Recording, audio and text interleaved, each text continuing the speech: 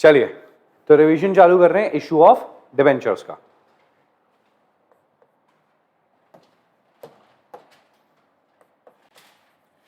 Issue of debentures,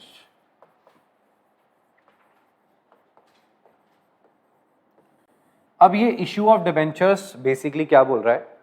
debentures क्या है? Debenture एक तरीके का लोन है। तो ये शेयर्स वाले चैप्टर से कैसे अलग हो गया और शेयर्स वाले चैप्टर से क्या क्या सिमिलैरिटीज है वो मैं आपको बता देता हूं। पहले तो हम बात करते हैं कि शेयर्स वाला जो अपना चैप्टर है ना, उससे अपना इशू ऑफ डिबेंचर्स जो है वो कैसे सिमिलर है। सिमिलर पॉइंट्स बता देता हूं ताकि आपके लिए इजी हो जाए। जो अपने को पता लगता है ना कि यहां इस चैप्टर में ये तो सेम है, तो अपने लिए इजी हो जाता है। इशू ऑफ शेयर्स के अंदर आता है issue of shares for cash.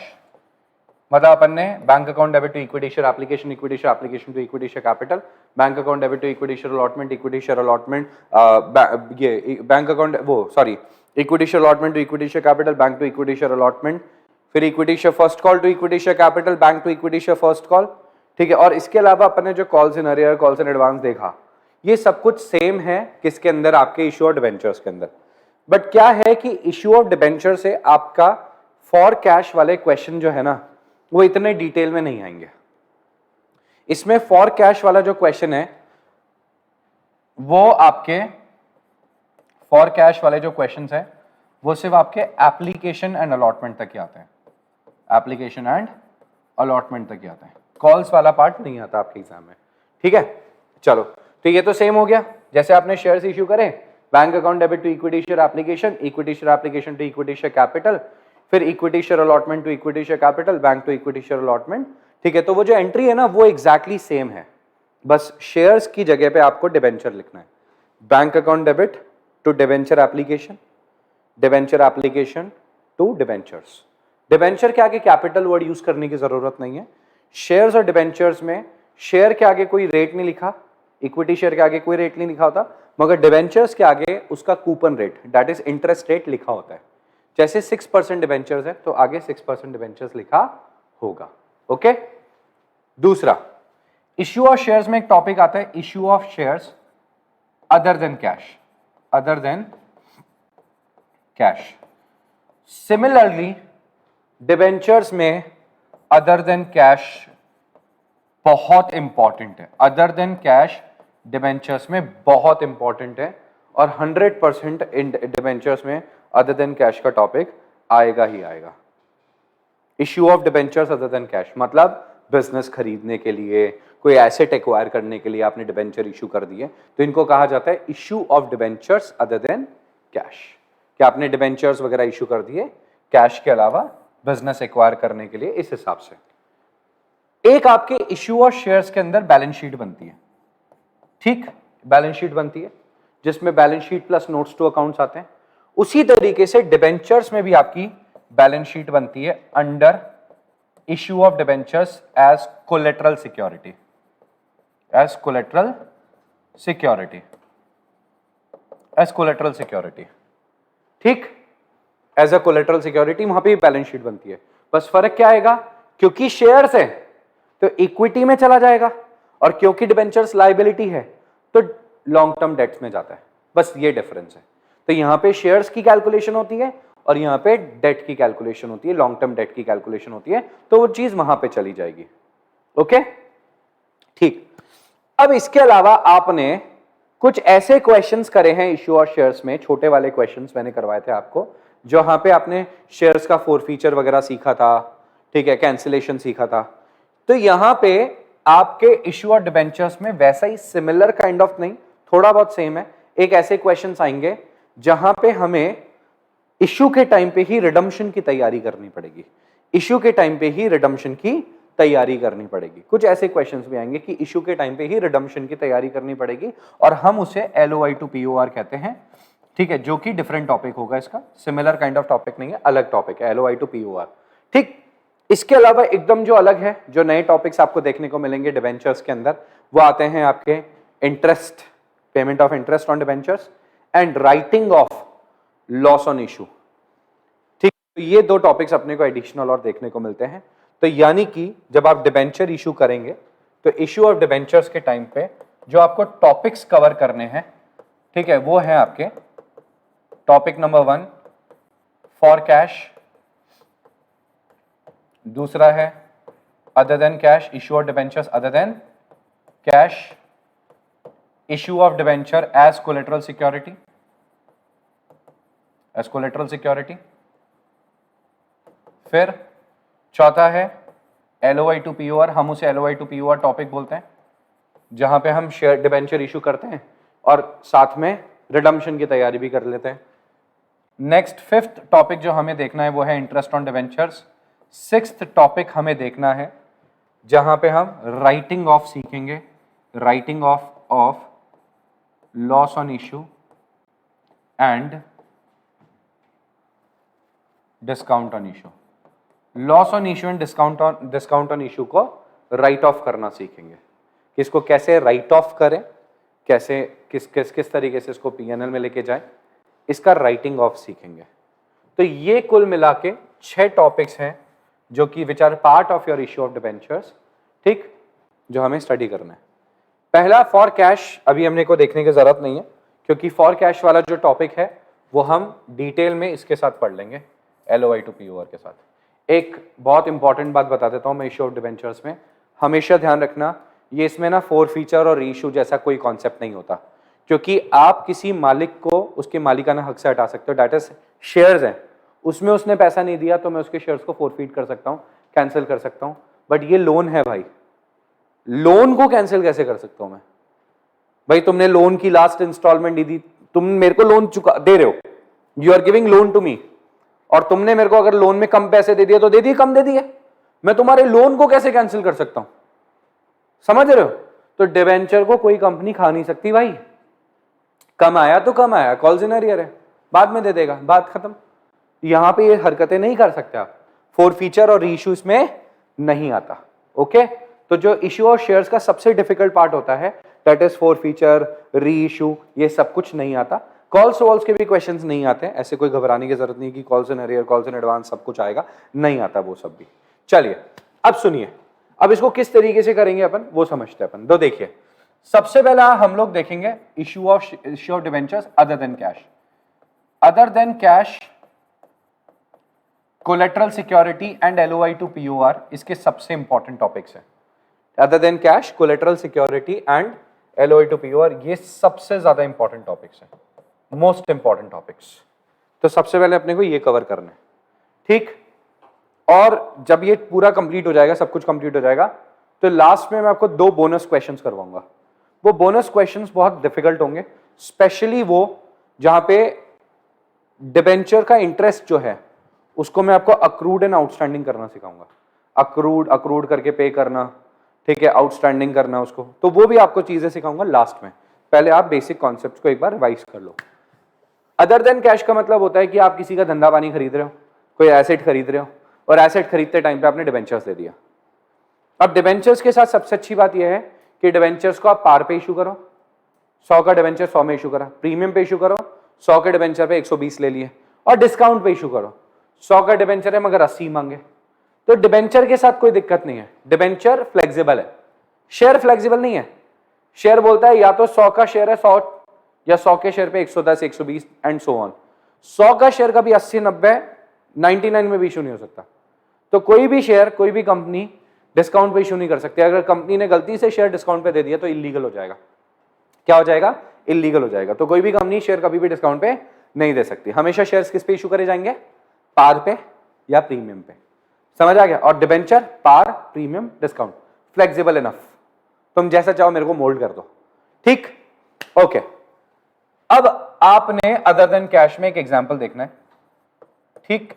X limited ने रनिंग बिजनेस खरीदा, एक्स लिमिटेड ने रनिंग बिजनेस एक्वायर किया,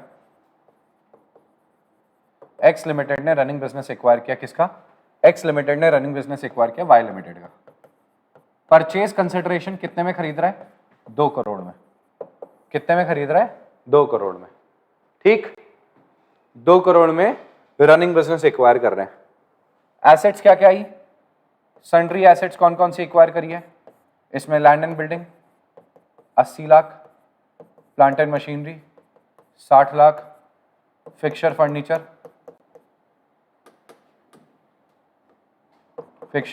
40 lakh, stock in trade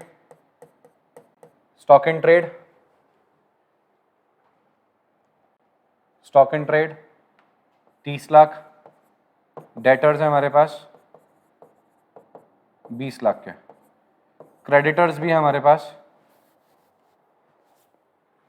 25 lakh रुपए के, 25 लाख रुपीस के क्रेडिटर्स भी हैं। ठीक, तो आपने किसी का रनिंग बिजनेस एक्वायर किया जिसमें एसेट्स और लाइबिलिटीज का ये वैल्यूएशन है। आपने कहा कि भाई मैं तेरे को 2 करोड़ रुपए दूंगा, सामान कितना ही आए, और वो भी कैसे, ठीक है, bye issue of debentures of ₹100 each, 100 रुपए का डिबेंचर इशू करूंगा, ठीक है, एट द रेट 125, 100 का डिबेंचर 125 में दूंगा, मतलब मैं डिबेंचर प्रीमियम पे इशू करूंगा। ठीक, क्वेश्चन समझ आया क्या हुआ? क्वेश्चन की ड्राफ्टिंग क्लियर हो गई? बिजनेस खरीदना है अपने को, अपन ने एसेट्स खरीद ली, लाइबिलिटीज ले ली, टोटल ओवरऑल 2 करोड़ देंगे, मगर 2 करोड़ जो पैसे पे करेंगे वो डिबेंचर्स के थ्रू पे करेंगे, और पर डिबेंचर की कीमत 125 रुपए है। एक डिबेंचर 125 रुपए में दूंगा, महंगा दूंगा डिबेंचर। 100 का डिबेंचर, मेरी कंपनी की गुडविल बहुत अच्छी है, तो 100 का डिबेंचर तुम्हें कितने का मिलेगा? 100 का डिबेंचर तुम्हें मिलेगा 125 रुपए में। For every 100 rupee debenture I will give you 125 rupees. For every 100 rupee debenture I will give you 125 rupees.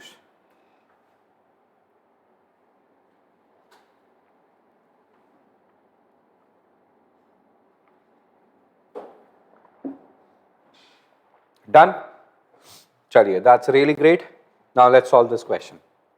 इस क्वेश्चन को सॉल्व करेंगे। अब आपने क्या किया, बिजनेस एक्वायर किया, तो उसकी एंट्री क्या होगी? This is all about journal entry. Journal अपने को पास करनी है। देख लो भाई, मैं बिजनेस एक्वायर कर रहा हूं, क्या क्या आ रहा है? सर लैंड एंड बिल्डिंग आ जाएगी 80 लाख की, ठीक, प्लांट एंड मशीनरी आ जाएगी कितने की? 60 लाख की, ठीक, फिक्सचर फर्नीचर 40 लाख का, स्टॉक एंड ट्रेड 30 लाख का, डेटर्स 20 लाख का, 2 क्रेडिटर्स, एक लाइन छोड़ के लिखना, क्रेडिटर्स 25 लाख का, और परचेज कंसिडरेशन क्या है? 2 करोड़। तो टू वाई लिमिटेड 2 करोड़,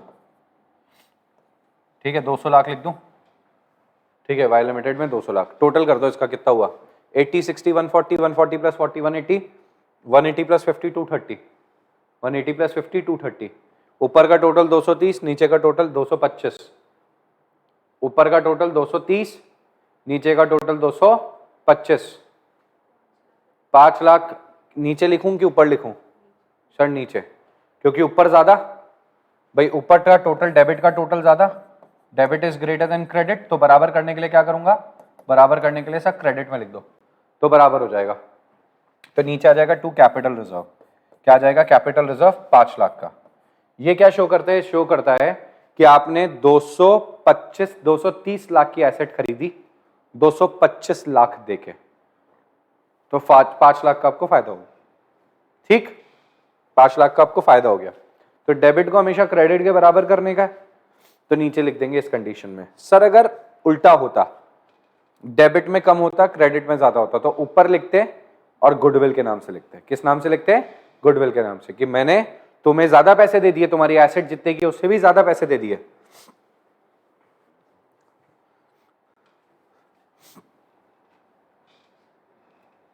भाई जैसे रिलायंस है, रिलायंस की आज की डेट में जो बुक वैल्यू है ना, बुक वैल्यू, क्या आप रिलायंस को गुडविल हटा दो, मार्केट वैल्यू हटा दो, रिलायंस की बुक वैल्यू के हिसाब से कीमत है 5 लाख करोड़ करीब करीब। मतलब उसकी सारी एसेट्स वगैरह बेच दो, सब कुछ बेच बचा के 5 लाख करोड़, 4.5 लाख करोड़ इतना मिलेगा। बट रिलायंस की एज ए कंपनी उसकी वैल्यू है करीब 17 लाख करोड़। तो 5 लाख करोड़ और 17 लाख करोड़, तो 12 लाख करोड़ का जो डिफरेंस है ना, वो क्यों है? वो है रिलायंस की गुडविल, रिलायंस का बिजनेस, ठीक है, मुकेश अंबानी, ये सब है रिलायंस के पीछे। इसलिए रिलायंस की शेयर की वैल्यू इतनी ज्यादा है। नहीं तो आज की डेट में रिलायंस की एक शेयर की कीमत करीब 600 रुपए, मगर मार्केट में प्राइस कितनी, 2500। ठीक, क्यों डिफरेंस इतना? क्योंकि गुडविल भी है, बिजनेस भी है, इसलिए शेयर की कीमत इतनी ज्यादा है। मार्केट की वैल्यू हमेशा ऐसे ज्यादा ही होती है थोड़ी सी। आया समझ में? ठीक,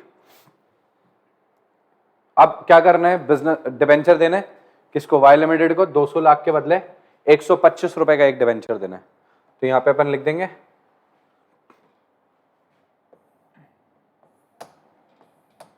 इसका नरेशन क्या लिखोगे एग्जाम में, एग्जाम में नरेशन लिख के आना भूलना नहीं है, being business acquired from Y limited, बस इतना सा नरेशन। कोई बहुत ज्यादा फैंसी सा नहीं बना के आना, नहीं टाइम वेस्ट करना, मतलब नहीं करना, एकदम बेसिक सा प्यारा सा लिख के आ जाओ, being business acquired from Y limited. ठीक, अब वाई लिमिटेड का कितना आएगा, वाई लिमिटेड लिख देते हैं, वाई लिमिटेड अकाउंट डेबिटेड, कितने डिबेंचर्स हैं, 2 करोड़, 2 करोड़ का परचेज कंसिडरेशन है, 2 डिबेंचर्स मान लेते हैं 9% डिबेंचर्स हैं। और सुनो, सिक्योरिटीज प्रीमियम अकाउंट भी तो है, एग्जाम में पूरा लिख के आना, सिक्योरिटीज प्रीमियम अकाउंट, क्योंकि आप 125 में दे रहे हो ना 100 का डिबेंचर, भाई 100 की चीज 125 में चिपका रहा हूं मैं आपको, भाई चीज है 100 की, मैं आपको दे रहा हूं 125 में। For every 100 rupee thing I am giving you 100, ठीक है, सॉरी 100 रुपी के डिबेंचर मैं आपको कितने में दे रहा हूँ, 125 में दे रहा हूँ, 25 रुपए ज्यादा में दे रहा हूँ। तो नंबर ऑफ डिबेंचर्स कितना आ जाएंगे, नंबर ऑफ डिबेंचर्स हो जाएंगे 2 करोड़ के डिबेंचर्स डिवाइडेड बाय 125, तो इसको कर दें अगर इंटू 2 होता है 2.5, इंटू 2 होता है 5, इंटू 2 होता है इंटू 4, 2 इंटू 2 इंटू 2, 8 से मल्टीप्लाई कर दो, 8/8, ठीक है, 1 2 3, 1,60,000, 16 लाख नहीं, 1,60,000, 1,60,000 डिबेंचर्स आ गए, 1,60,000 डिबेंचर्स आ गए। तो 160 इंटू 100, तो 1 करोड़ 60 लाख के डिबेंचर्स, 1 करोड़ 60 लाख रुपए के डिबेंचर्स, ठीक, 1,60,000 इंटू 100 ना, जी सर, और नीचे आ जाएगा 1,60,000 इंटू 25, बरोबर, तो आ जाएगा 40 lakh. Now tell me, is that clear to you और still you have a doubt? बताइए।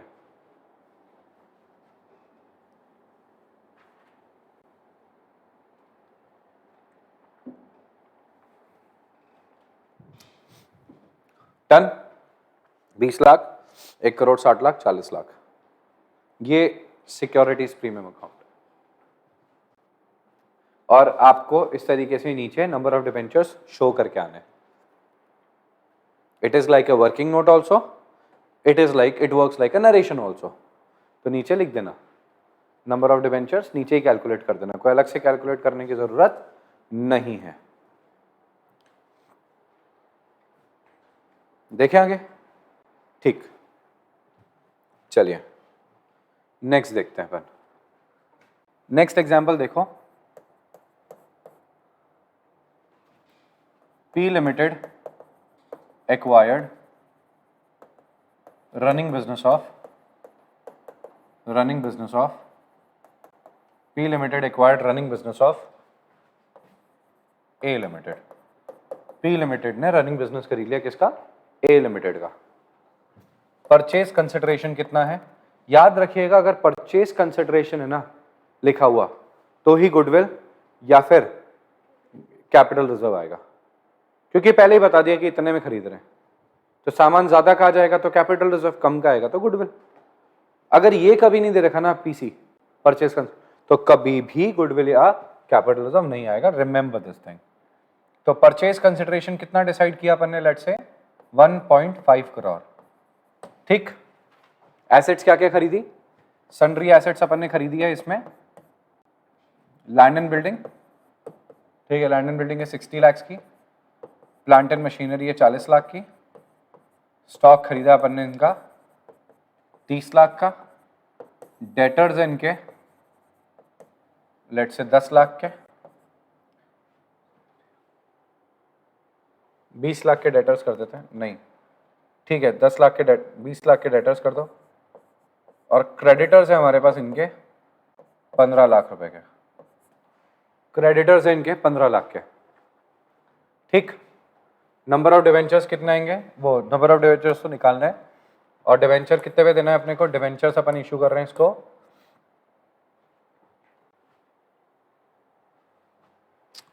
1.5 करोड़,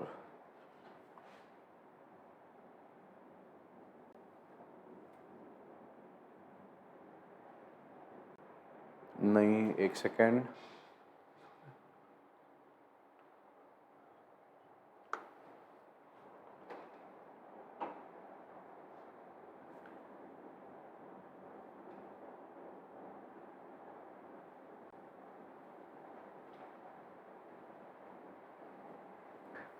और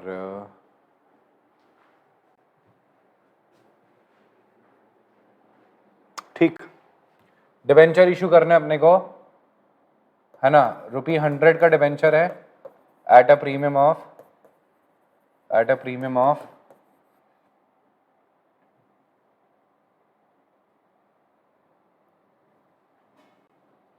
नहीं, एक काम करो 500 का डिवेंचर करो, ठीक 500 का डिवेंचर करो,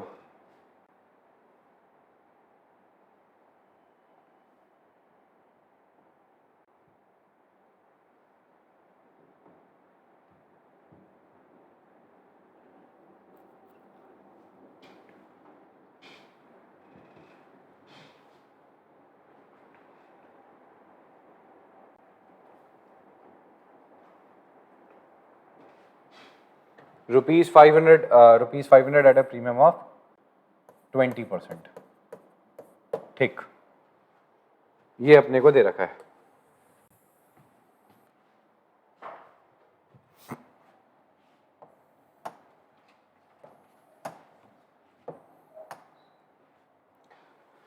तो क्या आएगा इसके अंदर, T limited acquired running business of A limited, purchase consideration 1.5 crore, land and building 60, plant and machinery 40, stock 30, debtors 20, creditors 15 lakh, debentures कितने हैं, 500 रुपए का इशू करना है 20% प्रीमियम पे, 500 का डिवेंचर इशू करना है 20% प्रीमियम पे,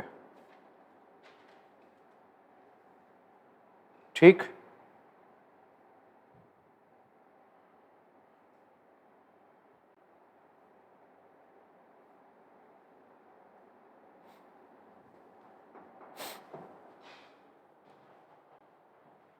तो रनिंग बिजनेस खरीदा ए लिमिटेड का PCA 1.5 करोड़, चलो एंट्री करते हैं। लैंड एंड बिल्डिंग कितने की आई, 60 लाख की, land and building account debited, plant and machinery account debited 40 lakh 40 lakh, stock कितने का खरीदा अपन ने, स्टॉक 30 लाख का स्टॉक खरीदा, डेटर्स कितने के आ गए हमारे पास, डेटर्स आ गए 20 लाख के, ठीक, कितने का हो गया टोटल, ये टोटल कितना हो गया सर, ये हो गया 1.5 करोड़, और क्रेडिटर्स भी है 2 क्रेडिटर्स 15 लाख के, और 2 परचेज कंसिडरेशन, यानी कि कंपनी का नाम क्या है, ए लिमिटेड, ए लिमिटेड को कितने देने हैं 1.5, यानी कि 150 लाख, ठीक। तो ऊपर का टोटल 1.5, डेबिट का टोटल 1.5 करोड़, और क्रेडिट का टोटल कितना है 1.65 करोड़, कौन ज्यादा, क्रेडिट ज्यादा, तो कहाँ लिखेंगे, डेबिट में लिखेंगे, कितना क्या आ जाएगा डेबिट में, गुडविल कितनी की आ जाएगी, 15 लाख रुपए की। हमेशा ध्यान रखिएगा दोनों के टोटल को मैच करवाना है, डेबिट कम क्रेडिट ज्यादा, तो डेबिट में लिखेंगे ताकि बराबर हो जाए,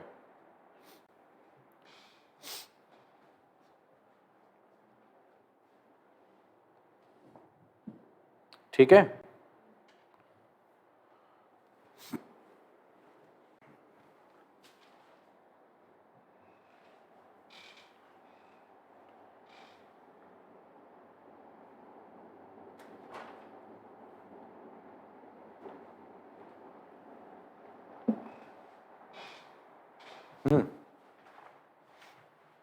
अब एंट्री क्या करेंगे,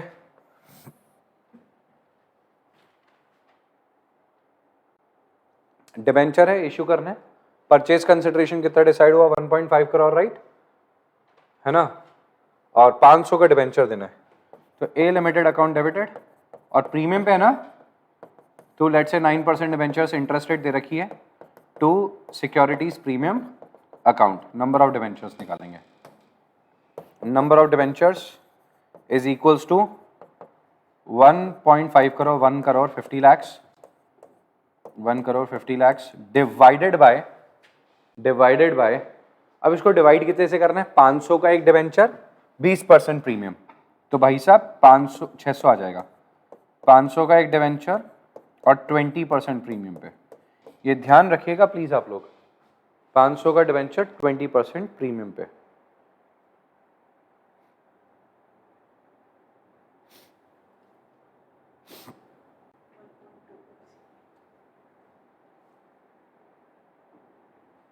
तो कितना आ जाएगा, ये आ जाएगा आपका 2,50,000 या 25,000, 25,000 आ रहा है,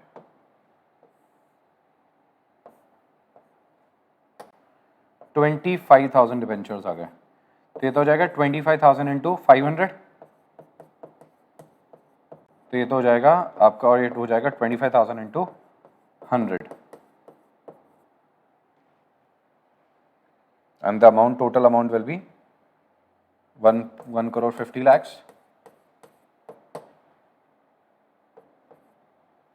तो 25,000 into 100 will be 25 लाख, और ऊपर आ जाएगा 1 करोड़ 25 लाख,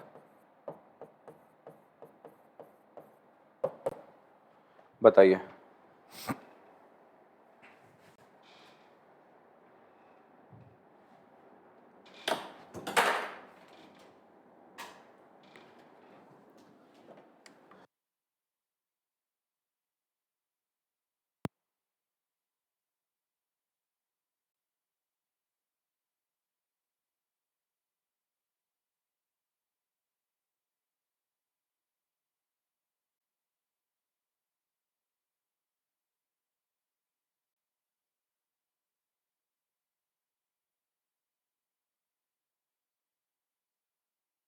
हो गया, यू डन विद दिस, फटाफट से कंप्लीट करो इसे।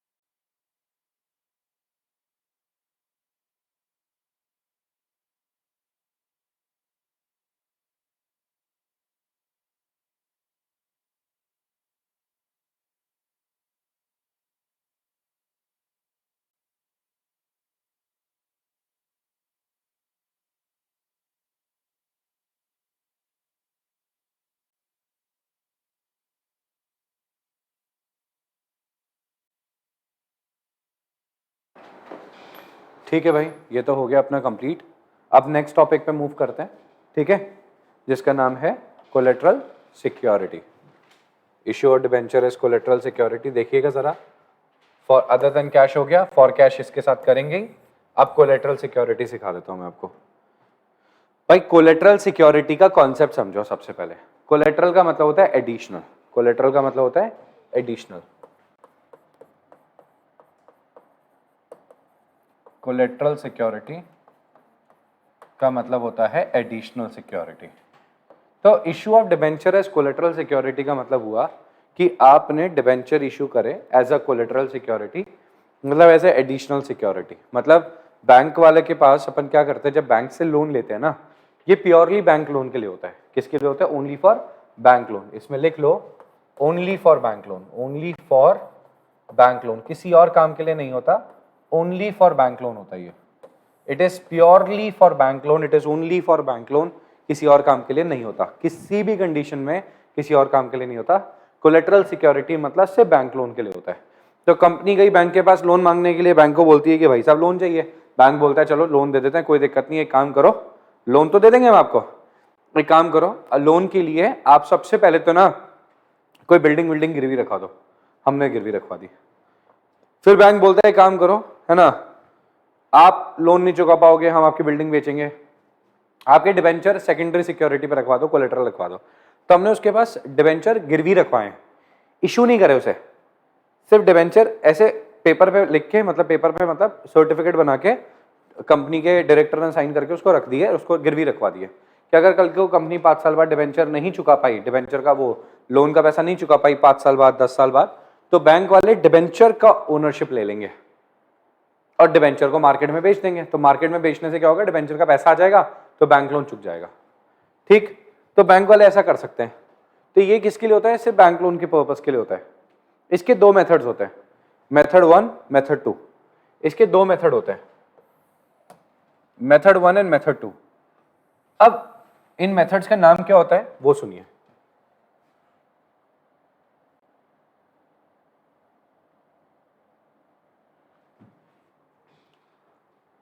Method 1 and method 2 and method 2।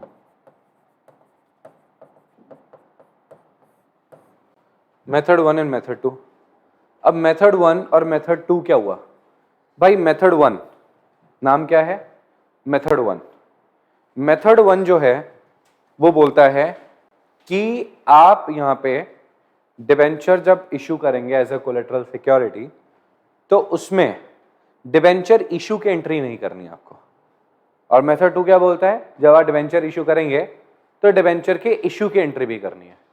ठीक, तो method 1, when issue of debenture entry is not passed, is not passed। और यहां पे इसका नाम क्या है, when entry for issue of debenture is passed। ठीक, सिंपल। वो बोलता है कि इश्यू ऑफ डिबेंचर की एंट्री पास नहीं करनी, वो बोलता है इश्यू ऑफ डिबेंचर की एंट्री पास करनी है। बस यही फर्क है और कुछ नहीं है। It is exactly same, the whole method is same, कुछ फर्क नहीं है, एग्जैक्टली सेम है। ठीक है, बस इतना सा बोलता है कि वहाँ पे इश्यू ऑफ डिबेंचर की एंट्री पास नहीं करनी और वहाँ पे इश्यू ऑफ डिबेंचर की एंट्री पास करनी है। समझ आ गया?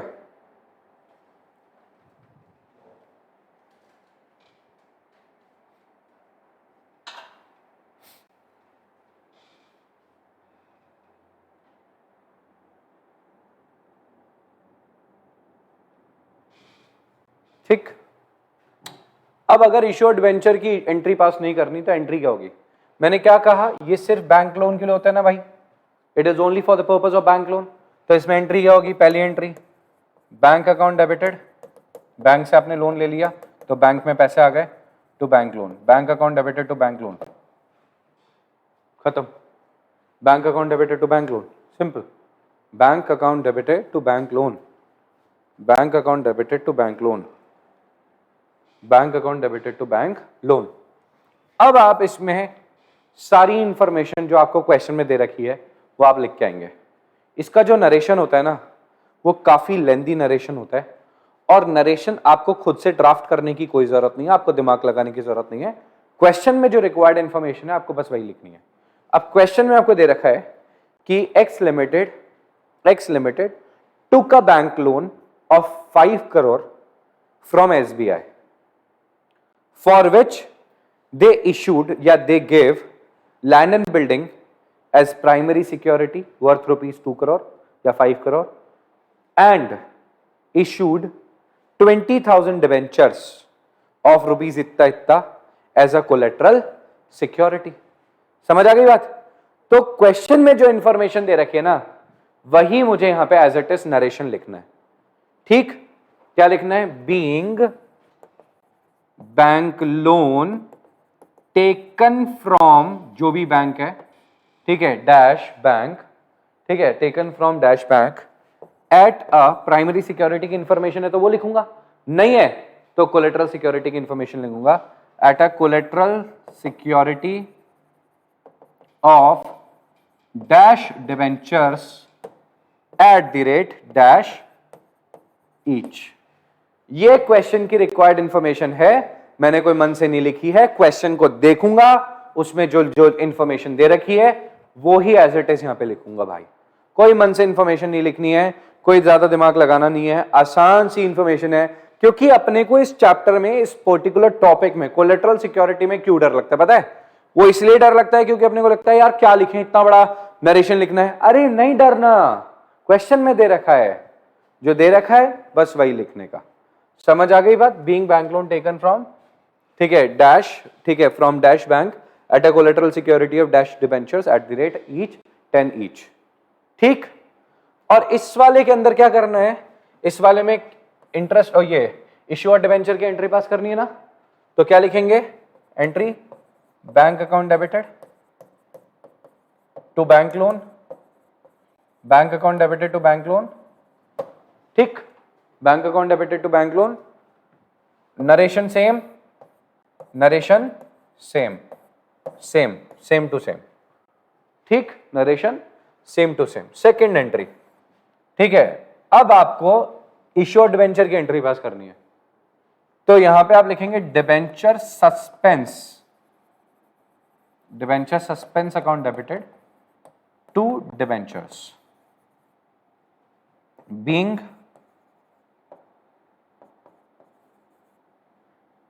डैश डिबेंचर्स, मतलब कितने डिबेंचर्स, ठीक है, at the rate dash each issued as collateral security, issued as collateral security being dash debentures at the rate dash each issued as collateral security। ठीक, ये तो हो गई बेसिक एंट्रीज। फिर अब इसका disclosure.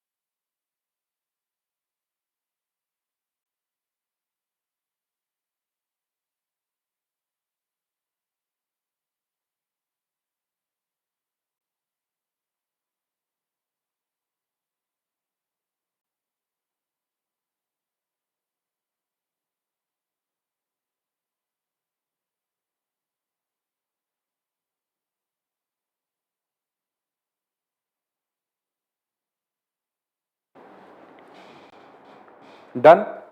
Are you done writing this? ये तो हो गया इसका बेसिक स्ट्रक्चर। बेसिक स्ट्रक्चर मतलब कि भाई ये एंट्रीज करनी है। अगर एग्जाम के अंदर मान लो ये क्वेश्चन मिक्स्ड में आया, मिक्स्ड का मतलब क्या होता है कि एक साथ एक ही क्वेश्चन में दो तीन चीजें आ गई, for cash, other than cash और कोलेटरल सिक्योरिटी, तीनों के मिक्स्ड क्वेश्चंस भी आते हैं एग्जाम में। 6 नंबर का एक क्वेश्चन आ गया और तीनों चीजें दे दी, बोले तीनों की एक एक एंट्री पास करो, तो उस कंडीशन में ध्यान रखिएगा आपको बैलेंस शीट बनाने की जरूरत नहीं होती है। बट अगर प्योरली क्वेश्चन आया कोलेटरल सिक्योरिटी का तो उसमें बैलेंस शीट बनेगी।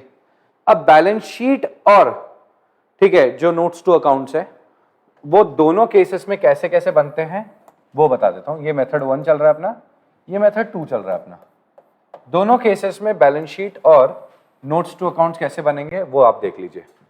बैलेंस शीट तो दोनों केसेस में सेम बनेगी exactly, but notes to accounts में फर्क आ जाता है। ये देखिए, ये तो हो गया बैलेंस शीट का फॉर्मेट। ठीक, एग्जाम में या तो ऐसे लिख के देता है कि इश्यूअर डिबेंचर की एंट्री पास करनी है ना, बोले कौन से मेथड से करना है जहां पे डिबेंचर इशू करेंगे। और जब एग्जाम में कुछ नहीं दे रखा तो आपकी मर्जी, आप दोनों में से कोई सा मेथड यूज कर सकते हो, दोनों एग्जैक्टली सेम है। दोनों में बस एक ही तो फर्क है, एक में डिबेंचर सस्पेंस आएगा, एक में डिबेंचर सस्पेंस वाली एंट्री नहीं आएगी, बस इतना सा फर्क है, कोई बहुत ज्यादा मेजर डिफरेंस नहीं है।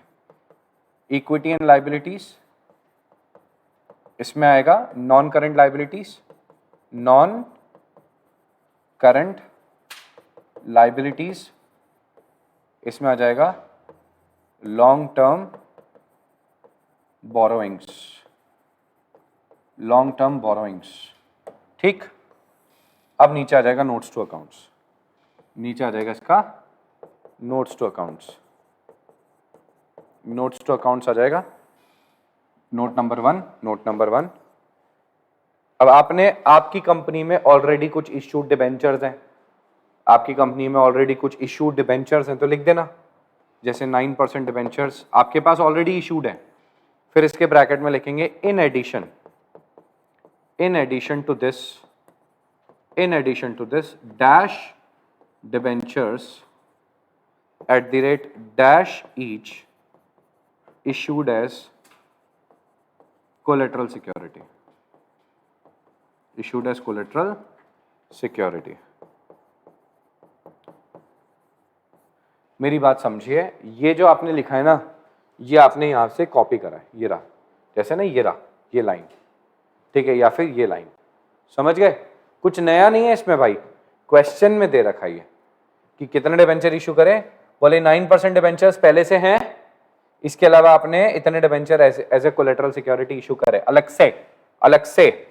फिर आ जाएगा बैंक लोन, जो आपने बैंक से लोन लिया है ना, बैंक लोन जितना भी लिया है आपने दिखा देंगे आप यहाँ पे, उसके बाद ब्रैकेट में लिखना on collateral security of, on collateral security of dash debentures at the rate dash each. जो ऊपर लिखा है ना वही लिखना ही है, ये जो लिखा है ना यहाँ पे, ये देखिए ऊपर ये जो लिखा है ना, ये एज इट इज लिखना है। तो ये जो है ना question, this is more about disclosure, कोई कैलकुलेशन नहीं है इसमें, कोई मादाफोड़ी नहीं है, कोई कैलकुलेशन नहीं है, कुछ नहीं है, it is all about disclosure and nothing else. मतलब इसके अंदर सिर्फ आपको डिस्क्लोजर करना है और कुछ नहीं है इसके अंदर, बस आपको प्रॉपरली डिस्क्लोज करना है कि कहां से लोन लिया, कैसे क्या लिया, बस, rest is exactly same. On the other hand अगर सेकंड वाले की मैं बात करूं तो उसमें सबसे पहले तो भाई ये बैलेंस शीट एग्जैक्टली सेम बनेगी, कोई डिफरेंस नहीं है बैलेंस शीट के अंदर तो, ठीक। नोट्स टू अकाउंट्स में डिफरेंस आता है, वो आप देख लो नोट्स टू अकाउंट्स में क्या डिफरेंस है। इधर लिखा नोट्स टू अकाउंट्स, अब आपको यहां लिखना है, लेट से आपने लिखा 9% डिबेंचर्स, उसमें से माइनस कर दो डिबेंचर सस्पेंस। क्या माइनस कर दो? डिबेंचर सस्पेंस, खत्म बात। 9% डिबेंचर्स माइनस कर दो डिबेंचर सस्पेंस। ये देख रहे हो आप, ये डिबेंचर सस्पेंस है ना, ये जो लिखा है डेबिट में, इसको माइनस करना है, इसको माइनस करना है। ये डिबेंचर सस्पेंस को माइनस कर दिया और नीचे लिख दो बैंक लोन, नीचे लिख दो बैंक लोन, और ब्रैकेट में क्या लिखोगे? Same on collateral security of dash debentures, जैसे कि 10,000, 20,000, 1 lakh, 2 lakh, 5 lakh, eight the rate dash each, dash debentures at the rate dash each, खत्म। तो it is more about disclosure rather than calculation.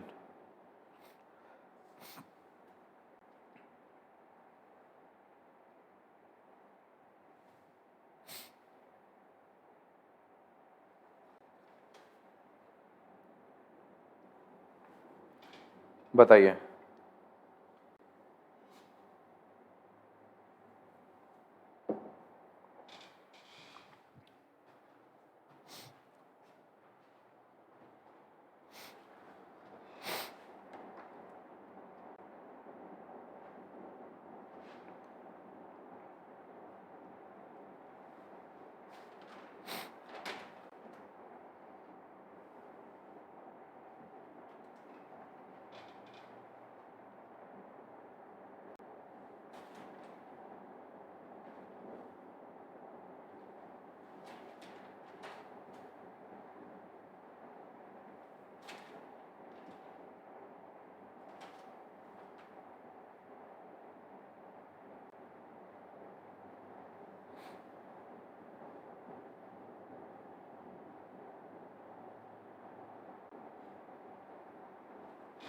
Done.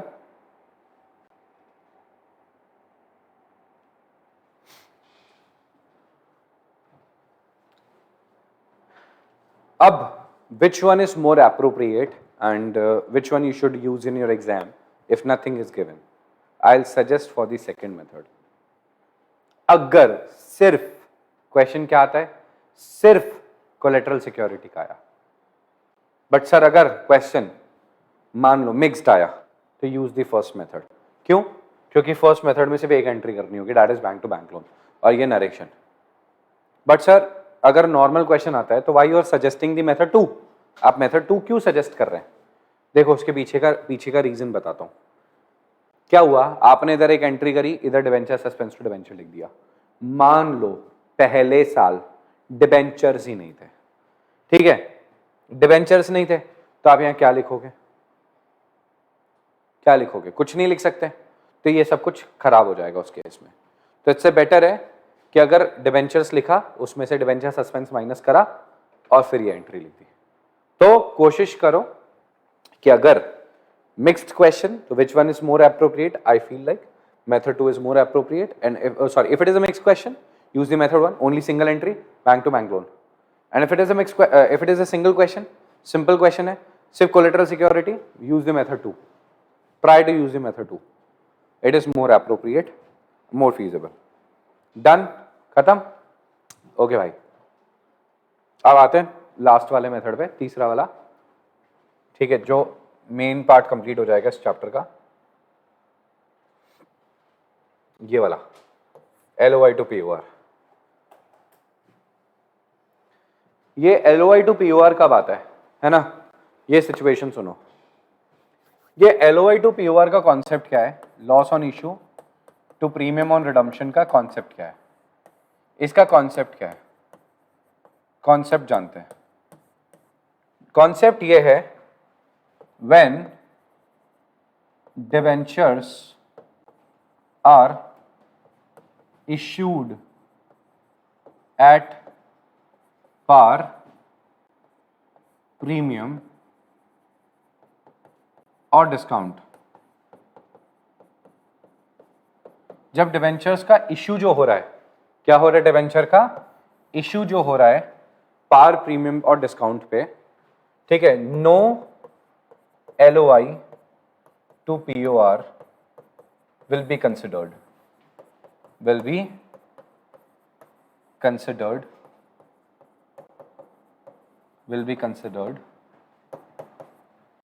until the redemption is at premium. Until the redemption is at premium. बस ये concept है भाई. LOI to POR का जो concept है ना, वो कभी भी पार, प्रीमियम और डिस्काउंट के इशू को देख के नहीं लगता. वो कब लगता है? जब आपका रिडम्पशन प्रीमियम पे हो.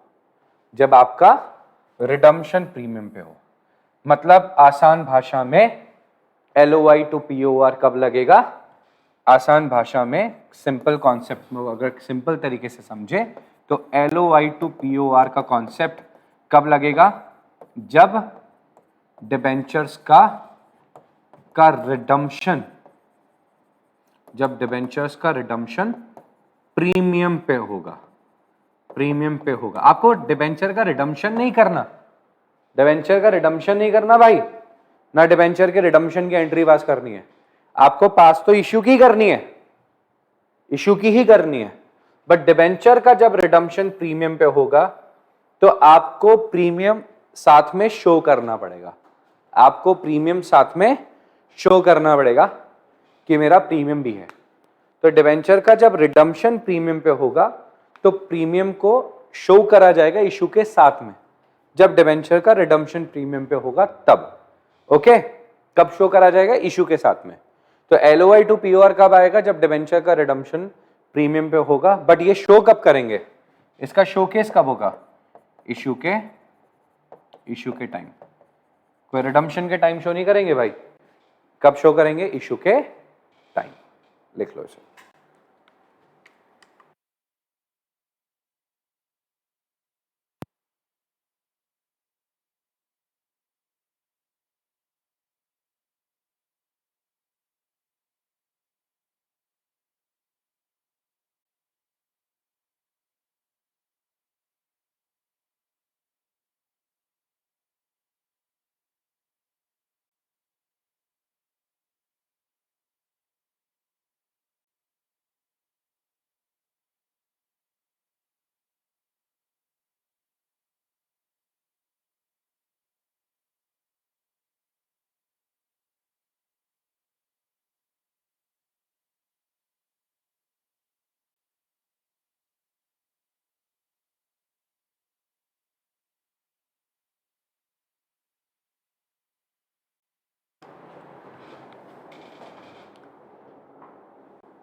ठीक, LOI टू POR इशू के टाइम पे एंट्री पास करेंगे। अब इसके एग्जांपल्स देख लीजिए आप। अब पहला इशू कितने पे हो रहा है? इशू हो रहा है, इशू करने हैं 10,000 डिबेंचर्स एट द रेट 100 रुपए का है, मतलब पार करा रहा हूं, पार वाला। बट रिडम्पशन कितने पे करना है? रिडम्पशन वैल्यू है इन 10,000 डिबेंचर्स की। आप जब रिडम्पशन करेंगे, जब इसका रीपेमेंट करेंगे तो 105 रुपए पे करेंगे। कितना पे करेंगे? 105। तो यहां पे LOI टू POR आएगा। क्या आएगा? LOI टू POR आएगा। ओके, कब आएगा? इशू के टाइम पे आएगा, क्योंकि सिचुएशन में प्रीमियम पे क्या, रिडम्पशन पे क्या आ रहा है? रिडम्पशन पे प्रीमियम आ रहा है। तो इसकी एंट्री क्या होगी? इसकी एंट्री बेसिक एंट्री, पहली एंट्री तो होगी bank account debited, bank account debited. ठीक, कितने का? आपने कितने डिबेंचर इशू करे? सर 10,000 डिबेंचर है, 100 का एक है।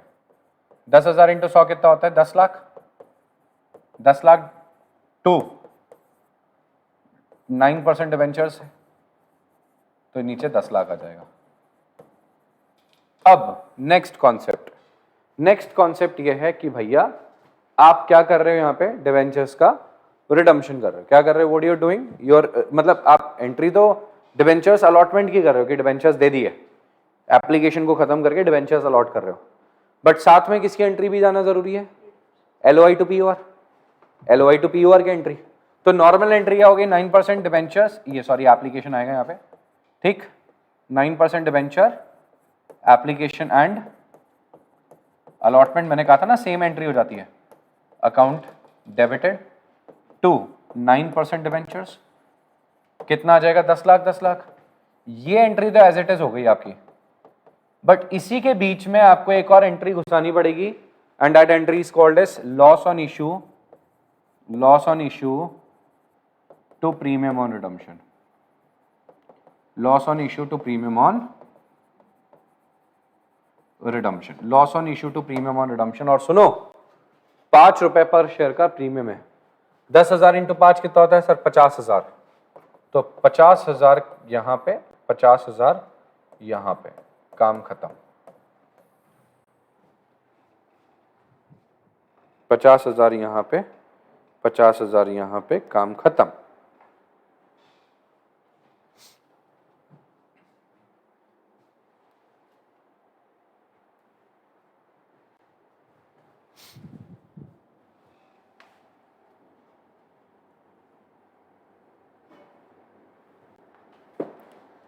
पचास हजार यहाँ पे, 50,000 यहाँ पे, काम खत्म हो गया।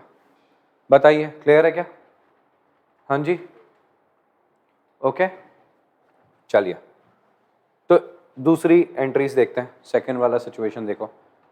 अब आपने क्या किया? इश्यू करे आपने 20,000 डिवेंचर्स, ठीक, एट द रेट 100 का है, एट 20% प्रीमियम, 20% प्रीमियम पे। हमने कहा ठीक है, इश्यू कर दिया आपने प्रीमियम पे। रिडम्पशन वैल्यू बताइए। रिडम्पशन वैल्यू वो बोल रहा है आपको रिडम्पशन करना है 110 के हिसाब से। कितने के हिसाब से? 100 के डिबेंचर का रिडम्पशन करना है 110 के हिसाब से।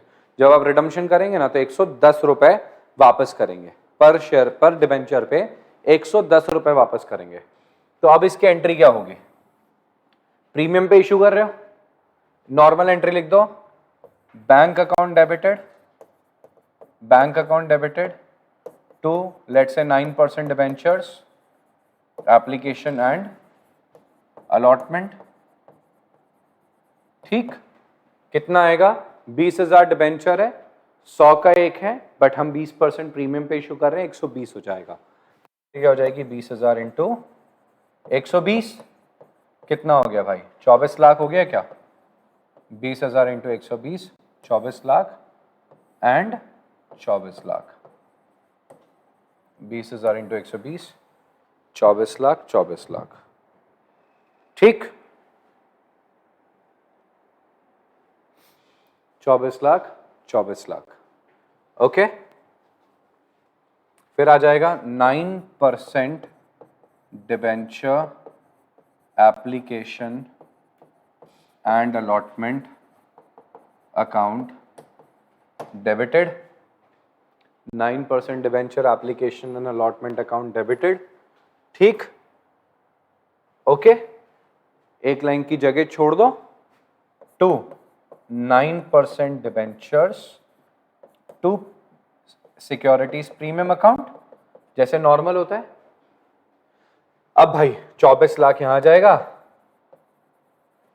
100 रुपए का डिवेंचर है, 20,000 इंटू 100 का डिवेंचर, तो 20 लाख यहां आ जाएगा, ठीक, और 20,000 इंटू 20 है ना, 20 रुपए, 20,000 इंटू 20, तो 20 आ जाएगा 4 लाख रुपए, बरोबर, ठीक है भाई। अब क्योंकि रिडम्पशन कितने पे, 110 पे, कितना रुपए ज्यादा दे रहे हो रिडम्पशन पे, 10 रुपए ज्यादा, ठीक, कितने डिवेंचर्स पे 10 रुपए ज्यादा जाएगा, 20,000 डिवेंचर्स पे 10 रुपए ज्यादा जाएगा, तो यहाँ पे डाल दो लॉस ऑन इशू, बीच में डाल देना entry to premium on redemption, loss on issue to premium on redemption, ये एक्स्ट्रा में आ गया। नॉर्मल एंट्री जो हो रही है वो होगी, बट ये एक्स्ट्रा में आ गया, कितना, 20,000 इंटू 10, ये इसने आपके बाकी नॉर्मल एंट्रीज को डिस्टर्ब नहीं करा, 2 लाख रुपए, इसने आपकी नॉर्मल एंट्रीज को डिस्टर्ब नहीं करा। नॉर्मल एंट्री 24 लाख की जो करनी थी कर दी, जैसा होना था हो गया, ठीक, नॉर्मल एंट्री जो करनी थी कर दी, जो होना था सो हो गया। इसने 20 लाख रुपए एक्स्ट्रा ऐड कर दिया, 2 लाख रुपए एक्स्ट्रा ऐड कर दिया, तो उसको एक्स्ट्रास में डाल दिया जगह छोड़ के। ये कब करना है जगह छोड़ के, जब आपको दिख रहा है रिडम्पशन वैल्यू ज्यादा है, जब आपको ज्यादा पैसे वापस करने हैं, ठीक।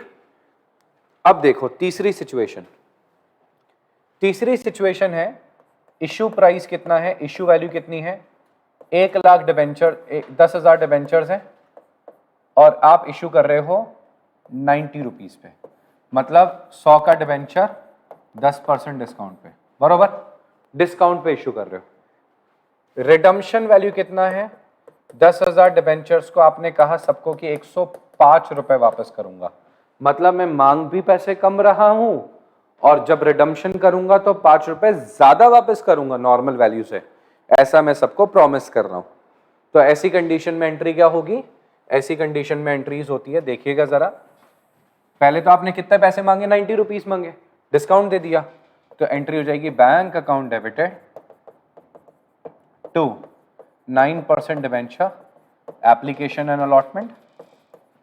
कितने रुपए आएंगे आपके पास, सर हमारे पास आएंगे 10,000 इंटू 90, कितने होते हैं, 9 लाख रुपए, 9 लाख, 9 लाख। नेक्स्ट एंट्री क्या हो जाएगी, 9% debentures application and allotment account debited, 9% debentures application allotment account debited, 9 lakh rupees यहां आ जाएगा, 9 लाख रुपीज यहां आ जाएगा, ठीक, बरोबर, 9 लाख रुपीज यहां आ जाएगा। अब देखो सिंपल सी बात है, आप यहां पे डिस्काउंट दे रहे हो, ठीक है, डिस्काउंट दे रहे हो, कितने का डिस्काउंट दे रहे हो, 10 रुपए का, तो अभी समझना, यहां आपने लिख दिया डिस्काउंट ऑन इशू, क्या लिख दिया, discount on issue, discount on issue account debited, कितने का डिस्काउंट दिया सर, 10 रुपए का डिस्काउंट दिया, 10 रुपए का डिस्काउंट दिया ना, 10 रुपए का, तो कितना आ जाएगा 10 रुपए का डिस्काउंट, 10,000 इंटू 10, 1 लाख रुपए का डिस्काउंट हो गया, ठीक, एक लाइन छोड़ के 2 9% डिबेंचर्स 10 लाख रुपए, तो 9% डिबेंचर्स 10 लाख रुपए 2। अब यहां पे देखो, अब यहां पे ऊपर क्या डालेंगे, loss on issue, loss on issue account debited to premium on redemption, ठीक, कितना, 5 रुपए एक्स्ट्रा, 10,000 इंटू 5 50,000, 10,000 इंटू 5 50,000। बट इस वाले क्वेश्चन में एक कैच है, प्लीज यहां पे ध्यान दीजिए, ये बोलता है एक चीज ध्यान रखना, डिस्काउंट ऑन इश्यू और लॉस और इशू, ये दोनों एक्चुअली में सेम है, भाई भाई है। डिस्काउंट कब दे रहे हो सर, इशू के टाइम पे। डिस्काउंट कंपनी के लिए घाटा है कि फायदा है सर, घाटा है। लॉस सर वो भी घाटा है। तो इन दोनों के लिए अलग अलग अकाउंट बना के इनके लिए डबल मेहनत ना करो। तो कभी ऐसी सिचुएशन आए तो दोनों को कंबाइंड करके एक अकाउंट बना दो LOI, और दोनों के अमाउंट को भी कंबाइंड करके 1.5 लाख कंबाइंड कर दो। तो इसकी रिवाइज्ड एंट्री कर देता हूं मैं, आपको समझाने के लिए मैंने इसको मिक्स्ड करा। अब मैं आपको इसकी रिवाइज्ड एंट्री करके दिखाता हूं। एग्जाम में आपको ऐसा नहीं करना, ये सिखाने के लिए करा है मैंने काटपीट। एग्जाम में तो आपको रिवाइज्ड एंट्री और फिनिश एंट्री, फाइनल एंट्री लिखनी है। तो फाइनल एंट्री क्या हो जाएगी, 9% डिवेंचर्स एप्लीकेशन एंड अलॉटमेंट। ये सिर्फ डिस्काउंट के केस में होता है, 9 लाख। अगर आपको डिस्काउंट दिख जाए ना तो समझ जाना डिस्काउंट और एलओआई को मिक्स करना है, क्योंकि दोनों भाई भाई है, सेम है, दोनों का स्ट्रक्चर सेम है। Loss on issue account debited, ठीक, 1.5 लाख रुपए to 9% debentures to premium on redemption. ठीक है, कितना आ जाएगा, 10,50,000। खत्म बात, कोई डिफरेंस नहीं है मेरे भाई, एग्जैक्टली सेम है, सब सेम, कोई डिफरेंस नहीं।